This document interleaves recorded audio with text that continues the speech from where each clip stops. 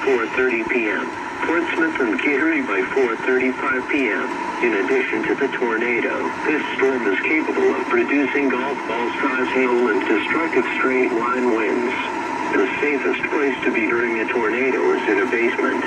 Get under a workbench or other piece of sturdy furniture. If no basement is available, seek shelter on the lowest floor of the building, interior hallway or roof such as a closet. Use blankets or pillows to cover your body, and always stay away from windows.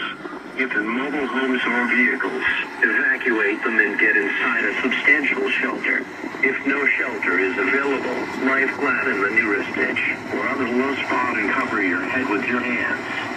A severe thunderstorm watch remains in effect until 10 p.m. Thursday evening for southwestern Maine and New Hampshire.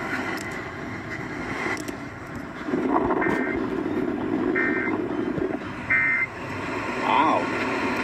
First time tornado warning on radio. Okay.